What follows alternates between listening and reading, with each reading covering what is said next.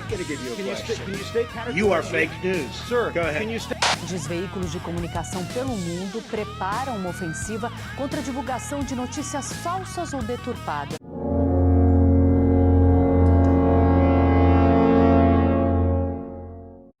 Fake news é um tema que tem sido cada vez mais debatido, especialmente no mundo do jornalismo.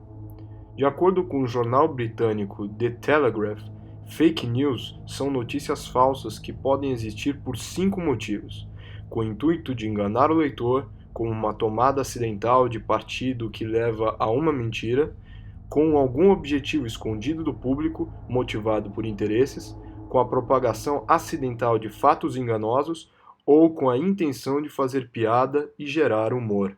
Desde que o jornalismo existiu, isso se coloca, né, as notícias falsas. Vou dar um exemplo para você que o professor Nelson Traquina nos aponta no seu volume 1 das teorias do jornalismo. Ele conta para a gente ali que a primeira entrevista jornalística publicada no jornal foi uma entrevista falsa.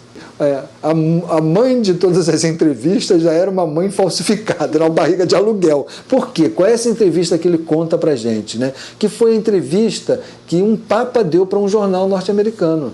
Mas a gente sabe, independente de ser católico ou não, que é muito raro um papa dar entrevista para qualquer jornal, para qualquer meio de comunicação. Aquilo que o Gerson Camarote da Globo News conseguiu, aquilo é um grande feito jornalístico. Portanto, assim, a primeira entrevista que se tem, né, na história da imprensa publicada já foi uma notícia falsa. Estou falando do século XVIII nos Estados Unidos, né? Assim, no momento de aparecimento do jornalismo informativo, nessas formas que a gente conhece, né? Da notícia, da reportagem, da entrevista, o aparecimento do repórter, o aparecimento da primeira página. Porque a gente, às vezes, assim, quando não se tem essa perspectiva histórica sobre a questão do jornalismo, a gente pode ficar achando que a internet está avacalhando ou acabando ou matando o jornalismo. E que o jornalismo era feito por partidos políticos, né? Então eu tinha o meu partido político, você tinha o seu partido político. Eu falava mal do seu partido político e você falava mal do meu partido político. Isso já era a ideia de fake news, né? Lembrando que fake news é sempre bem próximo da política, então era uma estratégia de atacar o outro. E hoje, com as redes sociais, com a grande visibilidade na pós-modernidade, isso parece ser uma novidade, mas de verdade não é. Né? Isso ganhou uma nova dimensão, isso foi ressignificado porque as pessoas automaticamente compartilham, né? O ato de compartilhar, próprio da fragmentação da era digital, você nem lê uma matéria, você acaba compartilhando. As redes sociais e o universo informacional do século XXI facilitam a divulgação das notícias enganosas de uma maneira extremamente rápida e eficiente. Com a propagação de reportagens tendenciosas e mentirosas crescendo cada vez mais, a democracia é ameaçada, uma vez que o acesso à informação é um direito do cidadão. Tudo hoje a tecnologia avançando, você está construindo novas redes. A sociabilidade, aquele paradigma clássico lá do McLuhan, do emissor, mensagem, receptor, já era. Porque hoje o receptor emite e a mensagem é um fluido. Então, assim, não tem muito jeito. Mudou. O paradigma do jornalismo mudou.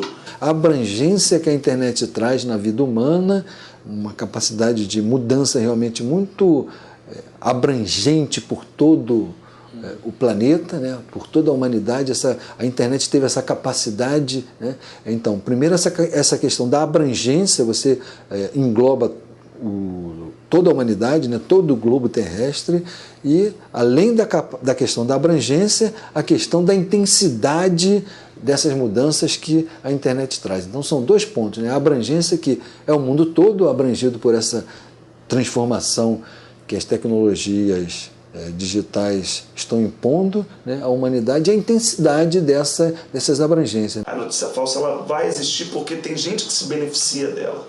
Né? O boato, a informação pela metade, ela beneficia as pessoas. Entende?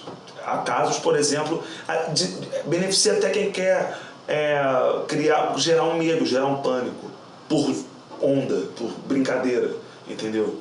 Eu acho que esse tipo de coisa vai continuar existindo, mas eu acho que a única forma de você tentar combater e reduzir os efeitos danosos que isso traz, e são muitos os efeitos danosos. Você pode, por exemplo, se não tiver checagem de informações, uma mesma coisa pode ser replicada várias vezes. Percebe-se que as fake news podem trazer danos às mais diferentes instituições, pessoas e direitos. Jornalistas, mais do que qualquer outra classe, devem redobrar os cuidados com o que produzem e publicam. A notícia não sai de dentro de uma redação para fora. Ela vem de fora para dentro e precisa ser devolvida para fora. Então, acho que o papel do jornalista aí é mais importante ainda, porque como blindar todas as informações que vêm de fora, transformar isso num discurso ético, social, e devolver isso para a sociedade de forma correta.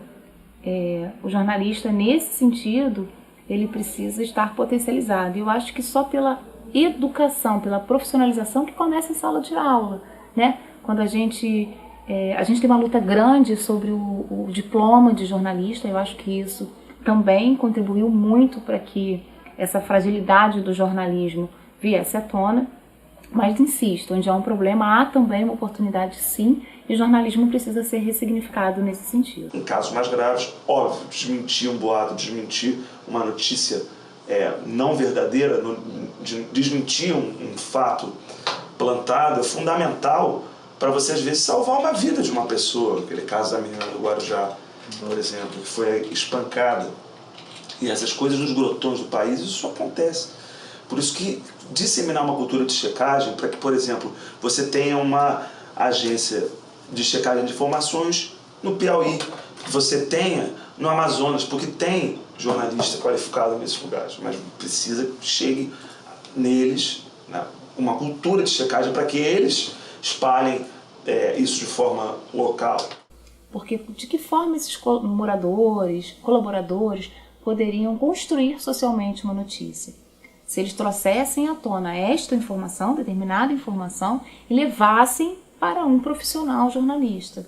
Não que aquele fórum, a partir daquele fórum, aquilo virasse uma grande questão, e aí fizesse inclusive com que as pessoas tomem decisões como linchamento, como que as pessoas tenham xingamentos nas redes sociais, né? O discurso do ódio está sempre muito próximo, porque a gente naturalmente quer condenar e a gente quer julgar, e a gente, cidadão comum, eu acho que o jornalista é essa pessoa preparada para separar o joio do trigo, para saber que fontes buscar para checar determinada informação.